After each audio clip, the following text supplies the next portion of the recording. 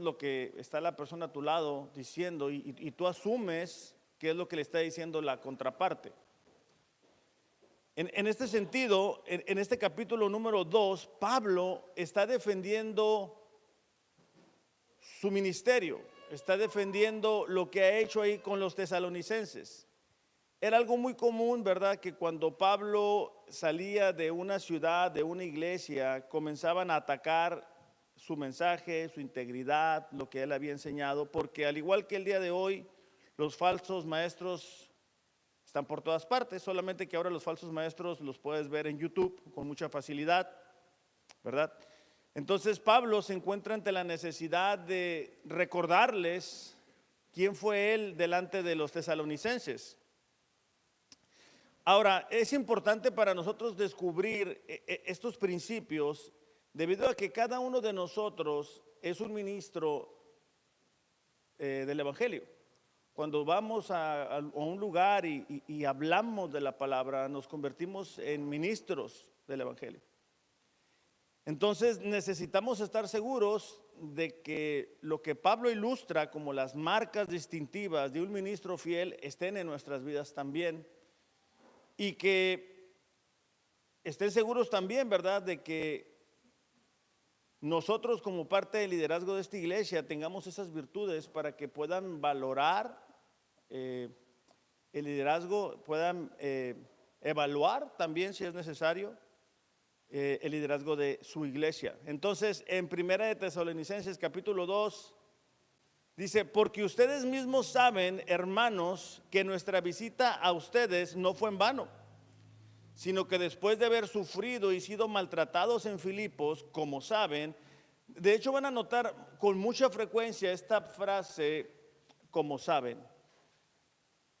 Tuvimos el valor, confiados en nuestro Dios, de hablarles el evangelio de Dios en medio de mucha oposición. Nuestra exhortación no procede de error, ni de impureza, ni es con engaño, sino que así como hemos sido aprobados por Dios para que se nos confiara el evangelio, así hablamos, no como agradando a los hombres, sino a Dios que examina nuestros corazones.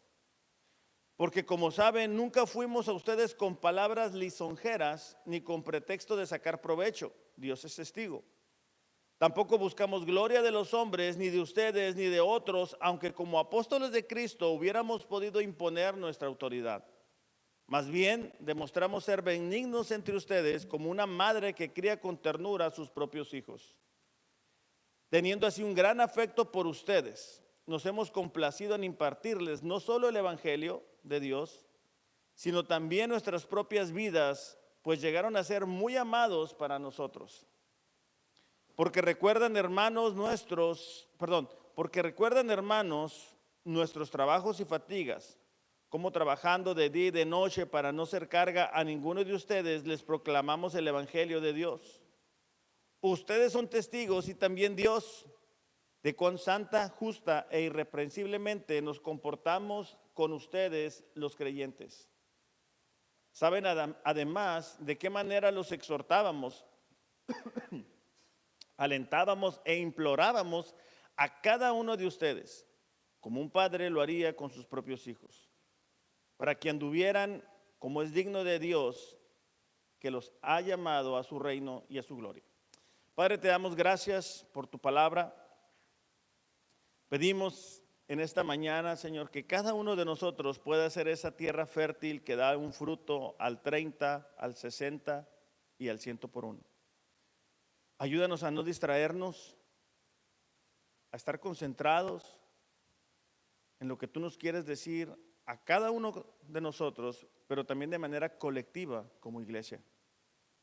Te pedimos por aquellas personas que nos están viendo a través de las redes sociales, para que tú seas con ellos y que tu palabra no regrese vacía. En el nombre de Jesús, amén. En estos 12 versículos, Pablo va a darnos las características de un ministro fiel al evangelio. Y si estamos tomando las notas, hay 3 puntos. El primero es su ministerio, el segundo es su mensaje, y por tercero es su conducta. Pablo va a dar las características de un ministro fiel al Evangelio, diciendo cómo debe lucir el ministerio, diciendo también cuál debe de ser el mensaje de dicho ministerio y cuál debe de ser la conducta de aquellas personas que dan el mensaje y que llevan a cabo el ministerio. Como les decía al inicio, era muy común para Pablo que atacaran a su persona, atacaran su mensaje, aquellos falsos maestros. Y en el versículo 1 y 2 dice, porque ustedes mismos saben, hermanos, que nuestra visita a ustedes no fue en vano, sino que después de haber sufrido y sido maltratados en Filipos, como saben, es decir, Pablo no está hablando a una audiencia que no conoce la situación de él. Es frecuente que dice, ustedes saben, y ustedes saben. No está hablando a personas que quizá no hubieran sabido o no hubieran conocido la condición o la situación de Pablo. Dice, tuvimos el valor confiados en nuestro Dios de hablarles el evangelio de Dios en medio de mucha oposición. Entonces el primer punto es el ministerio de Pablo. Pablo está diciendo, ustedes saben que mi ministerio en ustedes tuvo un fruto. Porque dice que no fue en vano. La palabra vano o vana es la palabra kenos, que significa algo vacío. Es algo carente de propósito, efecto, importancia, algo intrascendente. En el primer capítulo, y lo mirábamos las semanas anteriores, Pablo había elogiado a esta iglesia y había dado gracias a Dios porque había visto la fe, el amor, el compromiso, el que fuera un ejemplo para personas, el que fueron imitadores de Dios, que llevaron a cabo la gran comisión, que tenían la esperanza en el regreso de Jesús. Y entonces por eso es que Pablo dice, ustedes saben cómo fue mi ministerio, ustedes vieron el fruto en sus vidas, cómo el evangelio vino y cambió su manera de pensar y su manera de vivir. Era algo obvio, era algo evidente, porque ellos habían participado de manera directa. Nadie necesitaba contarles acerca de los tesalonicenses, de cómo era el ministerio de Pablo, cuál era el resultado, porque ellos lo habían experimentado en carne propia. Entonces, en 2 de Corintios, capítulo 3, versículo 1, es algo similar que estaba sucediendo en Corinto. Y está Pablo una vez más defendiendo su ministerio. 2 de Corintios, capítulo 3, versículo 1.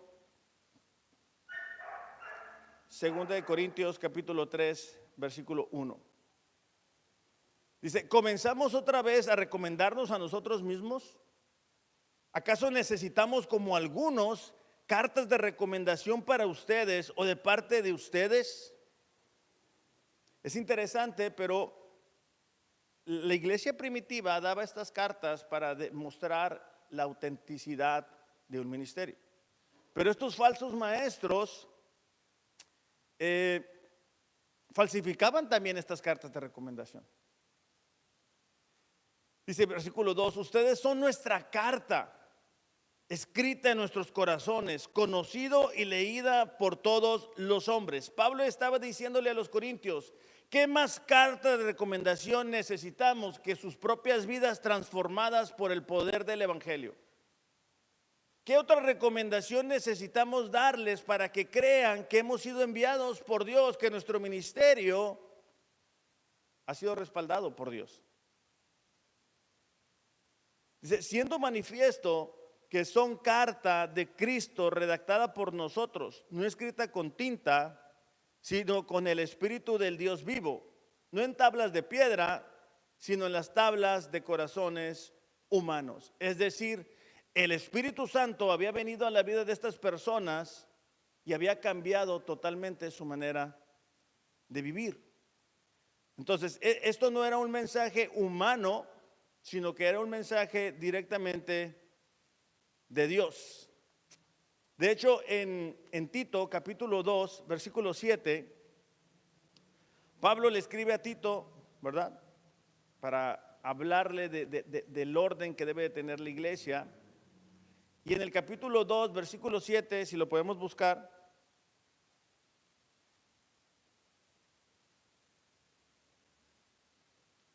dice a Tito: y sé tú mismo ejemplo para ellos al hacer todo tipo de buenas acciones,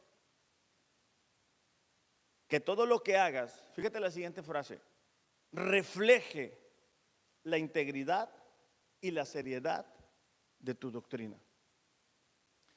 Entonces, Pablo está diciéndole a los tesalonicenses que su ministerio era válido por el fruto, por el cambio que habían experimentado en sus vidas, y que ellos no necesitaban preguntar acerca de Pablo o pedir cartas de recomendación de Pablo, porque ellos mismos habían experimentado, a pesar del poco tiempo que Pablo estuvo en Tesalónica, ellos habían visto el cambio en sus vidas. Ahora, un ministerio válido no únicamente se nota por el fruto, sino también por el sufrimiento.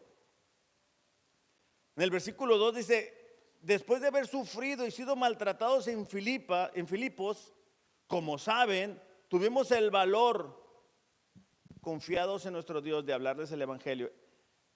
Nos vamos a ir a Hechos 16, porque antes de llegar Pablo a Tesalónica, ellos han tenido una experiencia muy difícil en Filipos.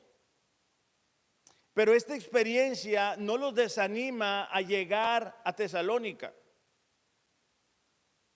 Ellos están comprometidos con la obra de Dios y está redactándole a estos tesalonicenses: hey, nuestro ministerio es válido.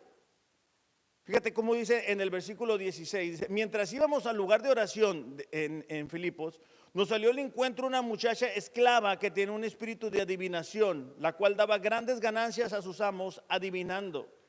Esta, siguiendo a Pablo y a nosotros, gritaba: estos hombres son siervos del Dios Altísimo, quienes les proclaman el camino de salvación. ¿Cómo se dice? Hasta el demonio sabía quién era Pablo. Dice: esto lo hacía por muchos días. Desagradando esto a Pablo, se volvió y dijo al espíritu: te ordeno en el nombre de Jesucristo que salgas de ella. Y el espíritu salió en aquel mismo momento. Uno esperaría que después de un milagro así, a Pablo le hubieran dado aplausos, ¿verdad? Invitado a cenar. Alguien dijo que Pablo no preguntaba: oye, ¿cómo son los hoteles de paso aquí en esta ciudad? Sino cómo son las cárceles, porque las conoció todas, ¿no? Dice: cuando sus amos vieron que si había habido la esperanza de ganancia para ellos, prendieron a Pablo y a Silas y los arrastraron hasta la plaza ante las autoridades. Es decir, las personas que traían a esta adivina se dieron cuenta de que el demonio había salido, pero se había ido también la ganancia.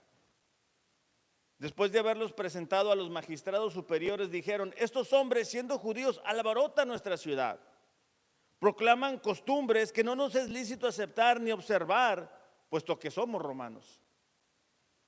La multitud se levantó a una contra ellos, y los magistrados superiores, rasgándose sus ropas, ordenaran que los azotaran con varas. Entonces, cuando Pablo está diciéndole a los tesalonicenses: el camino para llegar a ustedes no fue nada sencillo. Para llegar a ustedes tuvimos que experimentar dolor, fuimos arrastrados, nos golpearon con varas. Así les amamos.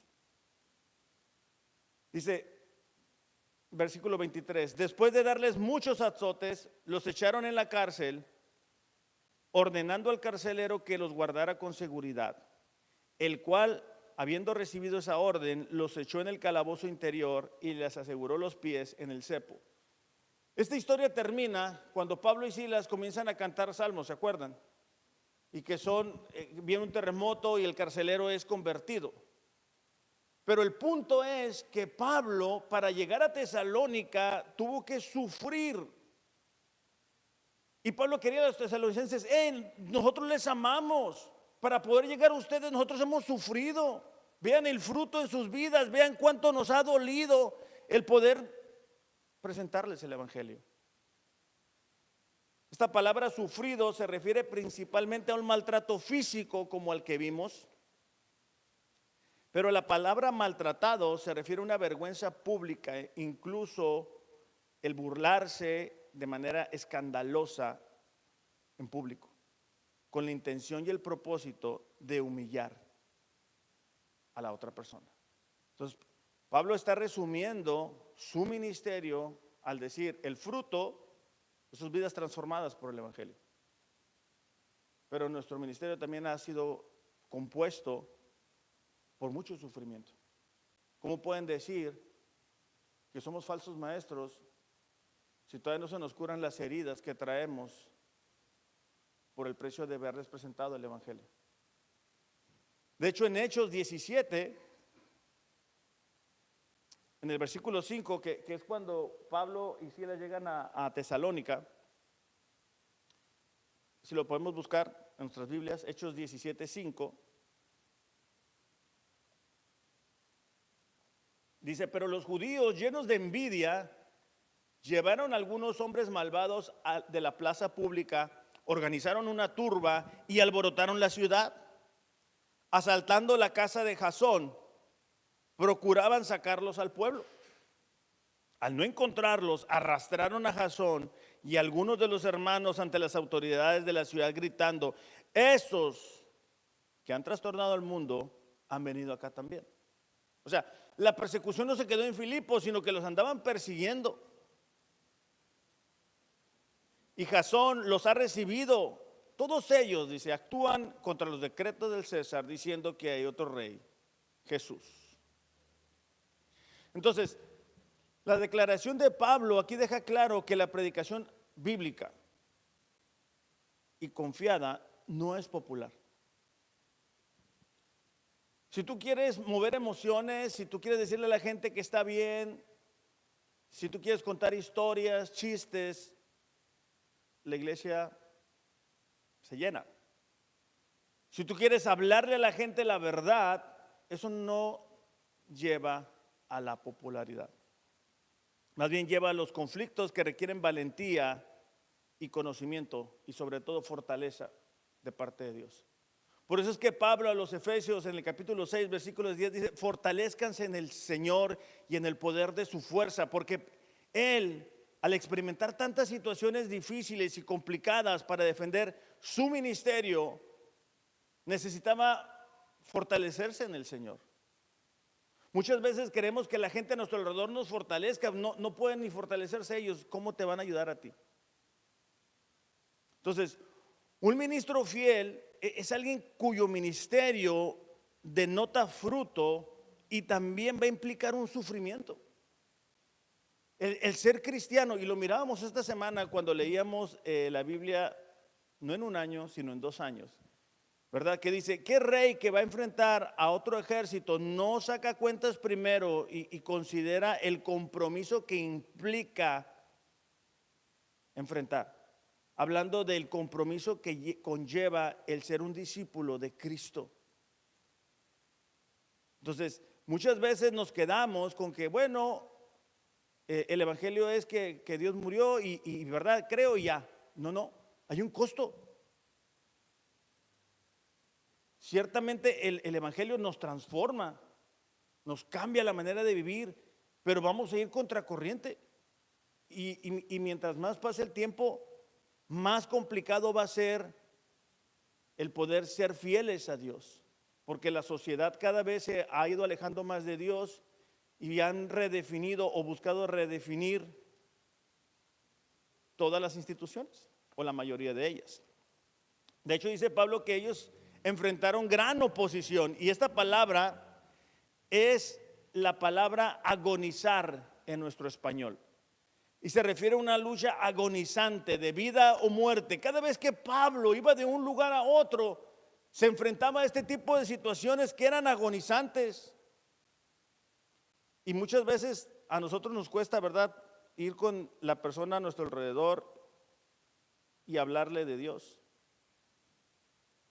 Y en este sentido, Pablo eleva el estándar de una manera muy por encima de como muchas veces nosotros miramos lo que es ser un discípulo.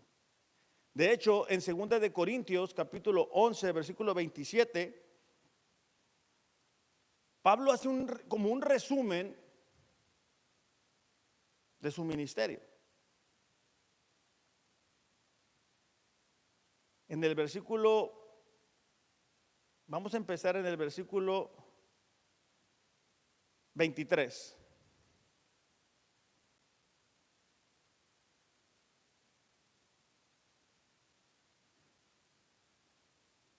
El versículo 22. Pablo está defendiendo una vez más su ministerio. Dice, ¿son ellos hebreos? Yo también lo soy. ¿Son israelitas? Lo soy yo también. ¿Son descendientes de Abraham? También yo. ¿Son siervos de Cristo? Sé que sueno como un loco, dice, pero yo he servido mucho más, he trabajado con más esfuerzo, me han encarcelado más seguido, fui azotado innumerables veces, enfrenté muertes en repetidas ocasiones. En 5 ocasiones distintas, los líderes judíos me dieron 39 latigazos y no le dieron más porque no era permitido. 3 veces me azotaron con varas, una vez fui apedreado, 3 veces sufrí naufragios, una vez pasé toda una noche y el día siguiente a la deriva en el mar. He estado en muchos viajes muy largos, enfrenté peligros de ríos, de ladrones, de parte de mi propio pueblo, de los judíos, de los gentiles, enfrenté peligros en ciudades, desiertos, mares, enfrenté peligros de hombres que afirmaban ser creyentes, pero no lo son. He trabajado con esfuerzo y por largas horas, soporté muchas noches sin dormir, he tenido hambre, sed, a menudo me he quedado sin nada que comer. He temblado de frío sin tener ropa suficiente para mantenerme abrigado. Además de todo eso, llevo a diario la carga y la preocupación por las iglesias. Eso es un leve resumen de la vida de Pablo. Y eso debería nosotros ayudarnos a entender que ser un seguidor de Cristo no es una invitación a la comodidad y el confort, sino que es un llamado a la entrega total. Entonces Pablo comienza con su ministerio y después continúa con su mensaje. Dice, pues nuestra exhortación no procede de error ni de impureza, ni es con engaño. La palabra exhortación es llamado, imploración, es un discurso persuasivo que es para dar aliento y amonestar de manera suave. Entonces Pablo dice, nuestro discurso, lo que nosotros les decíamos, nuestro ruego, nuestra imploración, no proviene de error, es decir, no es equivocado. Al contrario, está lleno de verdad. Pablo era tan celoso de la sana doctrina que con frecuencia escribía de la importancia que hay de que una iglesia tenga enseñanzas basadas en la palabra de Dios. Primera de Timoteo capítulo 6 versículo 3, si lo podemos buscar. Mientras lo buscan, les cuento que en la mañana estaba mirando un video de una persona y dice él, bueno, yo desde pequeño miraba los videos de Benny Hinn y miraba cómo tumbaba a la gente. Y entonces yo me encerraba en el cuarto y pidiéndole a Dios por eso mismo. Y anhelaba tumbar gente. Es triste ver la condición de las iglesias. O sea, es triste que una persona que dice ser un pastor diga, bueno, mi deseo es andar tumbando gente. ¿Para qué quieres tumbar gente? ¿Cuál es el propósito? ¿Dónde lo viste, verdad? ¿Qué Biblia? Primera de Timoteo 6:3 dice, si alguien enseña una doctrina diferente, ¿qué es diferente? Bueno, es algo distinto a lo que dice en la palabra de Dios. Es muy sencillo, si algo no está aquí, Y dice, y no se conforma a las sanas palabras, las de nuestro Señor Jesucristo, y a la doctrina que es conforme a la piedad, está envanecido, nada entiende. Fíjate la siguiente parte, sino que tiene un interés corrompido en discusiones y contiendas de palabras, de las cuales nacen envidias, pleitos, blasfemias, malas sospechas.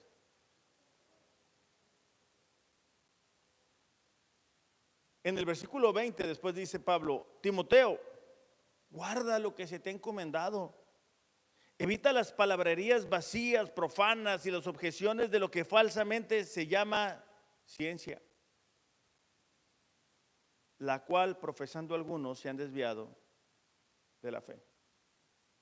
Ahí mismo, bueno, no es cierto, en la siguiente carta, pero el capítulo 1, versículo 13 dice, retén la forma o la norma de las sanas palabras que has oído de mí, en la fe y el amor en Cristo Jesús. Guarda mediante el Espíritu Santo que habita en nosotros el tesoro que te ha sido encomendado, la sana doctrina. Procura con diligencia presentarte a Dios como un obrero que no tiene nada de qué avergonzarse, sino que traza con precisión la palabra de verdad, según de Timoteo 2:15.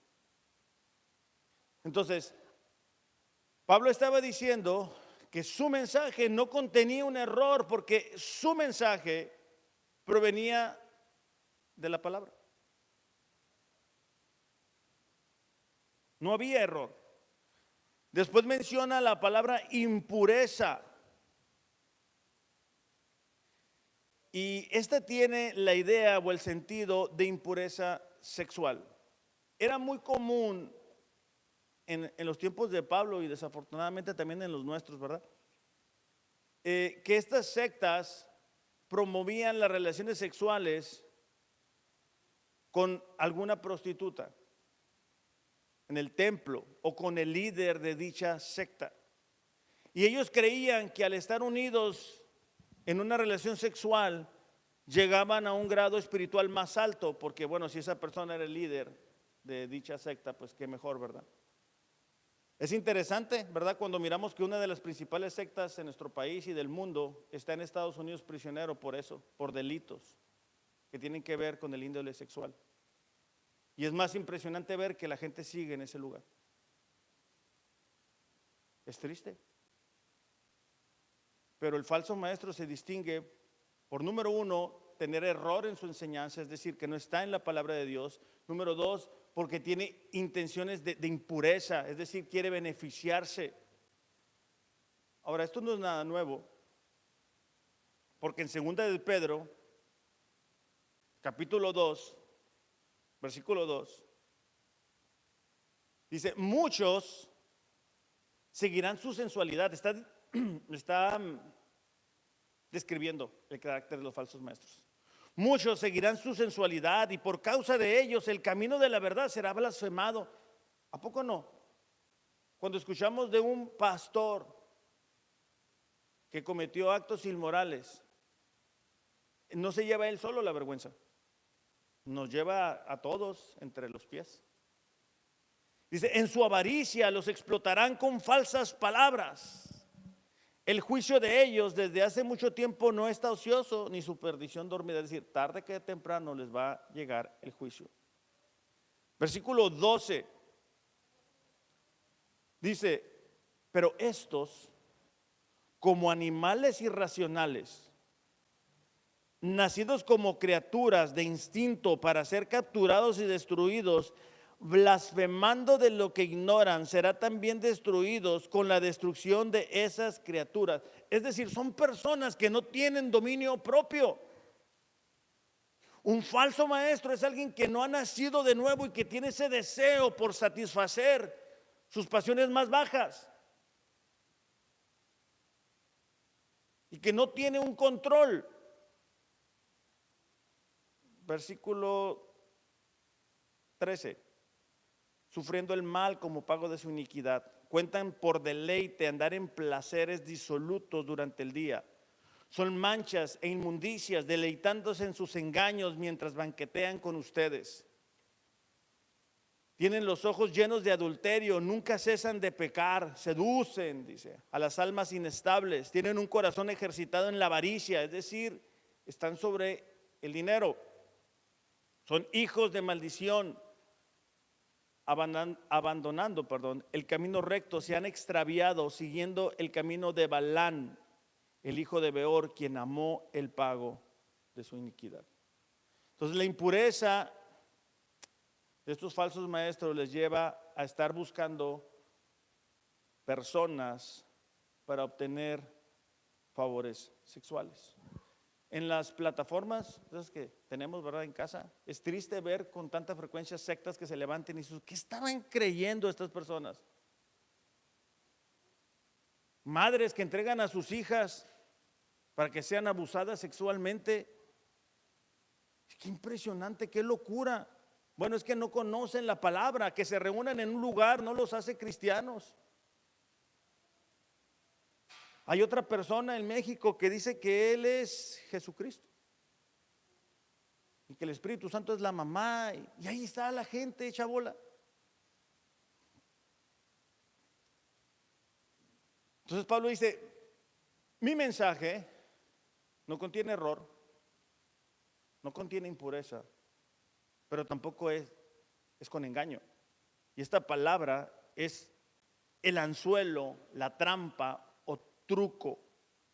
Era lo que se le ponía a los animales cuando los iban a cazar, ¿verdad? Y el animal iba a buscar algo y quedaba atrapado. Estos falsos maestros hacen eso, prometen, ¿verdad?, felicidad, prometen prosperidad económica. Ustedes creo que los han visto, ¿verdad? Da 100 pesos para mi ministerio y Dios te va a dar 200. Cosas así. Pacta con Dios, ¿verdad? Si tienes a alguien que no, ser querido que no conoce a Dios, pero si tú pactas con Dios, Dios, ¿verdad?, te va a escuchar, y ya como pactaste, entonces ya se te va a olvidar. Son cosas que muestran cómo le hace falta a la iglesia en general conocer el carácter de Dios. De hecho, en Hechos capítulo 8,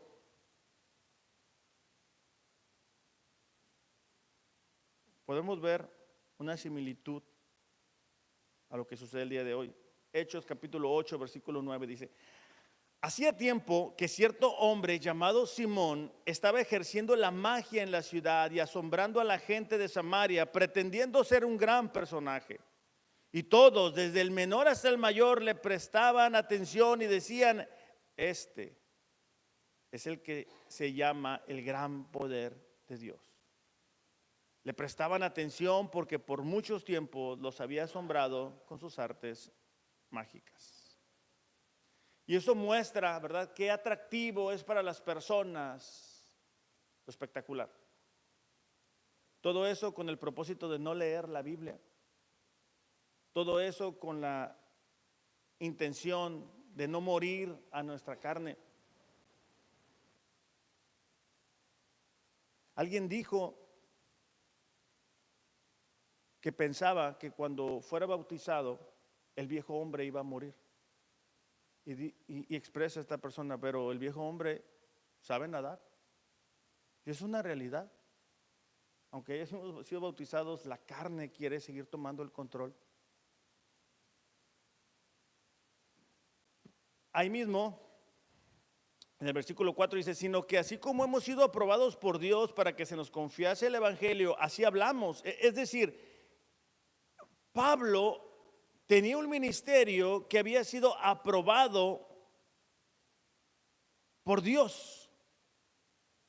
Ahora, ¿cómo podemos estar seguros? Porque ahora todo el mundo dice eso, ¿verdad? Todo el mundo dice que Dios los mandó. Bueno, en el caso de Pablo en particular, en Hechos 9:15, Dios le habla a Ananías y le dice esto, le da este mensaje: ve, porque instrumento escogido me es este, para llevar mi nombre en presencia de los gentiles y de reyes y de los hijos de Israel. Entonces Pablo estaba diciendo, nuestro ministerio ha demostrado ser aprobado. Entonces, esta expresión también conlleva la responsabilidad que venía para Pablo de ser consciente de que Dios examinaba todo. Y esto era muy común para Pablo, otra vez, cuando él llegaba a una ciudad, levantaba una iglesia y después se iba. Es algo similar a lo que nos sucede el día domingo aquí. Llegamos, les damos el mensaje y nos vamos, y cada uno se alimenta de diferentes cosas. Puede ser videos de YouTube, puede ser redes sociales, o puede ser la palabra. Si nosotros nos alimentamos durante la semana de la palabra de Dios, estaremos preparando nuestro corazón para el siguiente domingo. Pero si nosotros no nos alimentamos de la palabra de Dios, no vamos a estar listos para el siguiente domingo. Fíjate cómo lo dice Pablo a los Gálatas en Gálatas capítulo 1, versículo 6.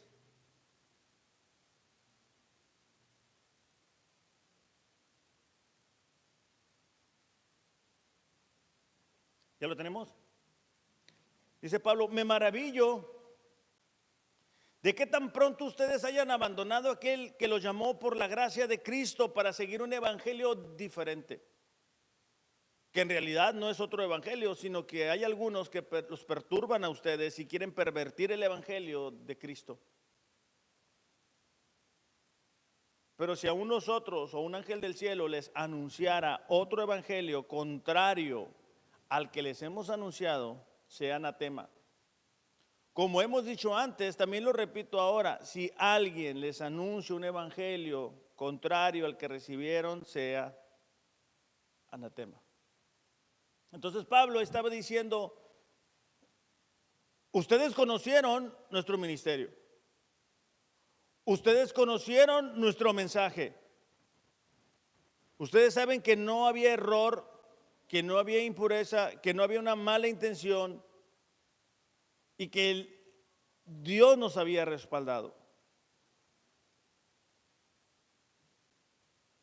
De hecho, en 2 Corintios 1:12 dice, porque nuestra satisfacción es esta, el testimonio de nuestra conciencia, que en la santidad y en la sinceridad que viene de Dios, no en la sabiduría carnal, sino en la gracia de Dios, nos hemos conducido en el mundo y especialmente hacia ustedes. Pablo decía, estoy tranquilo porque nuestra conciencia nos da testimonio de que nos hemos conducido de manera correcta.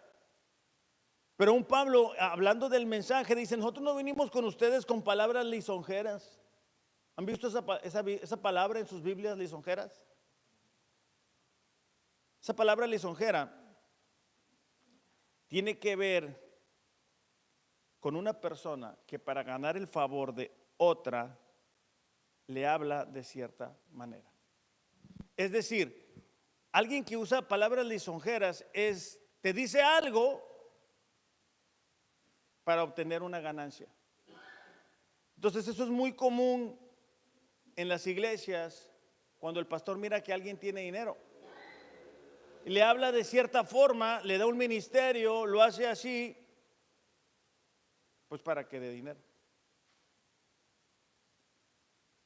Pero eso debería de ser la respuesta natural de haber sido convertido. Es decir, el ser generosos. No debe de ser el que te digo algo bonito para que des esto o aquello. Entonces Pablo dice, nosotros no vinimos, no les dijimos algo bonito para recibir de ustedes algo. ¿Se acuerdan cuando Jesús tuvo el encuentro con un joven rico? Que dice, bueno, pues yo he hecho todo lo que debo hacer yo lo he hecho. Y Jesús le eleva el estándar y dice, ok, vende todo lo que tienes y después sígueme. Pero ahí dice una parte, lo amó hasta lo sumo. Dice, por ese amor, Él le mostró su condición. Bueno, Pablo dice, nosotros no vinimos a ustedes con palabras lisonjeras. Nuestro mensaje no estaba compuesto de eso. Y volvemos a lo mismo, ¿verdad? De esas falsas promesas que muchas personas dan. Y tenemos que ser conscientes de que como nosotros somos ministros del Evangelio, no decir cosas para quedar bien con alguien. Tampoco dice que tenían avaricia. No encubrimos avaricia, dice. Y es muy interesante porque la palabra encubrir, el significado es una capa. Y es como si Pablo estuviera diciendo, nosotros no usamos una capa para cubrir nuestro deseo por recibir algún bien. Es decir, Pablo y sus compañeros no fueron a Tesalónica con una capa que ocultara sus intenciones. No eran como los impostores espirituales que llegaron tapando sus deseos reales de dinero y favores sexuales, usando de la adulación para conquistar a la audiencia y luego aprovecharse de ella para obtener todo tipo de ganancias. De hecho, en Hechos capítulo 20, si lo podemos buscar, Pablo se encuentra con los líderes de Éfeso. Pablo se está despidiendo. Pablo sabe que él está pronto a morir. Hechos capítulo 20, versículo 33, por favor.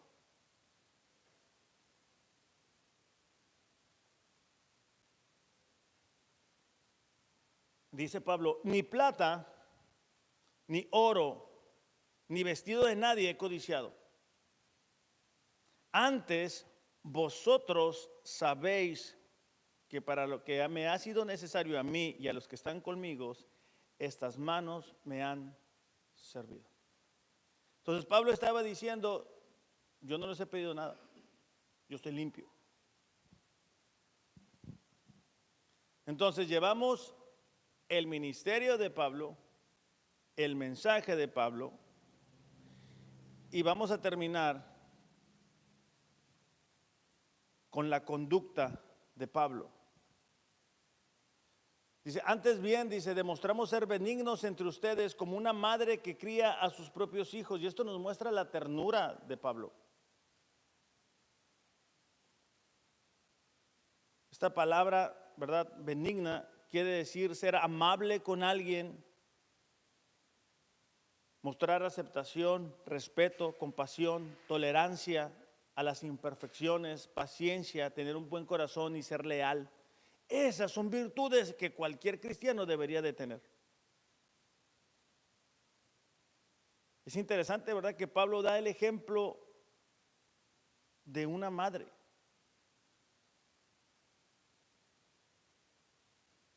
Que cuida, dice, con ternura. Es decir, esta frase, cuidar con ternura, implicaba calentar con el calor corporal. Son cosas que solamente las madres pueden ayudarnos a entender.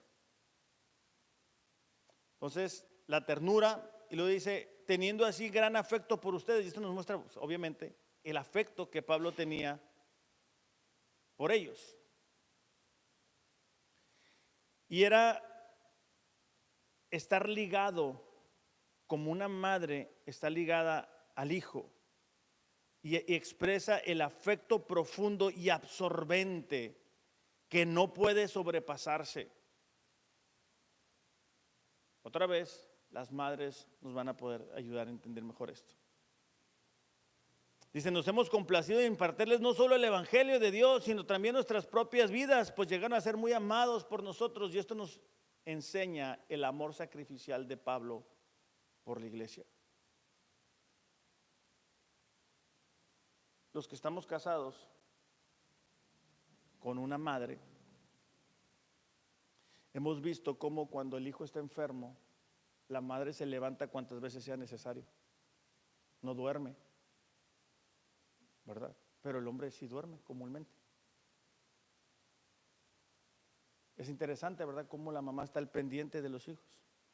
Cuando el hijo se enferma, busca a la mamá.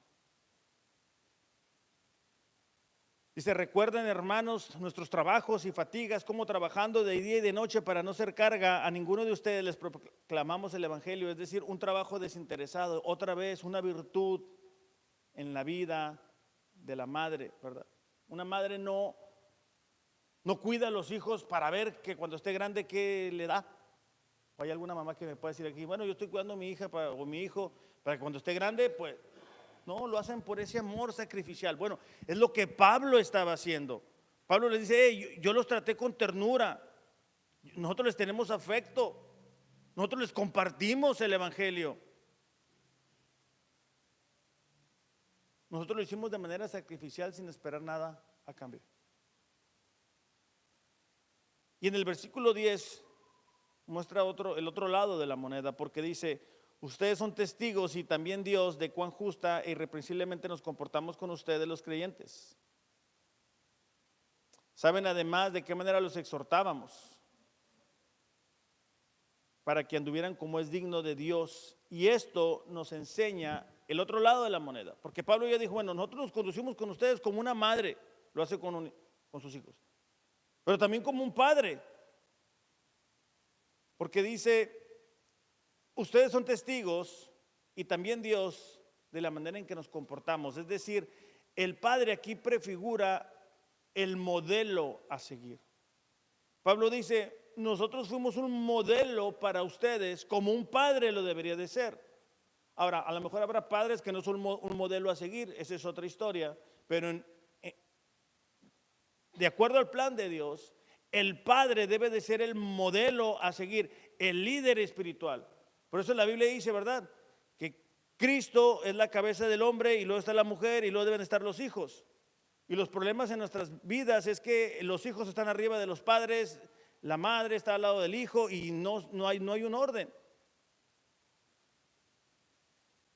Después dice en el versículo 11, de tal manera que les exhortábamos, alentábamos, implorábamos, y aquí nos muestra cómo el Padre está o debería de estar animando. Esta palabra exhortar está relacionado con estar al lado. Después dice, les consolábamos, significa alentar a la persona caída, para restaurar el ánimo. Entonces, Pablo está diciendo, nosotros como un padre fuimos su modelo, como un padre les estuvimos animando, y por último dice, para que anduvieran como es digno. Y aquí vemos al padre corrigiendo. Entonces, Pablo en este capítulo 2 ha comenzado a decir, mi ministerio, mi mensaje y mi conducta. Estas tres partes componen a un ministro fiel de la palabra de Dios. Es algo que nosotros debemos buscar constantemente y pedirle a Dios que podamos tener un mensaje que sea de acuerdo a la palabra. Por eso es que les decimos, lean la palabra, lean la palabra, lean la palabra, para que cuando vengan, tengamos esos encuentros familiares, tengamos la manera de defendernos. Pero también tenemos que tener una vida que muestre quién es Dios. Porque si decimos una cosa y hacemos otra, pues eso no se va a ver bien, ni va a tener el efecto. Por eso es que Pablo podía ser tan contundente a donde quiera que él iba, porque su conducta respaldaba lo que sus palabras decían. Vamos a orar. Padre, te damos gracias en esta mañana por tu palabra. Te pedimos que cada uno de nosotros, Señor, pueda examinarse a la luz de tu escritura. Te pedimos, Señor, que podamos ser una iglesia que se distingue por enseñar lo que tu palabra dice que debe de ser enseñado. Pero también, Señor, para que seamos una iglesia que hace lo que tu palabra dice que debe de ser hecho. Ayúdanos, por lo tanto, Señor, a ser hacedores de tu palabra y no únicamente oidores. En el nombre de Jesús. Amén.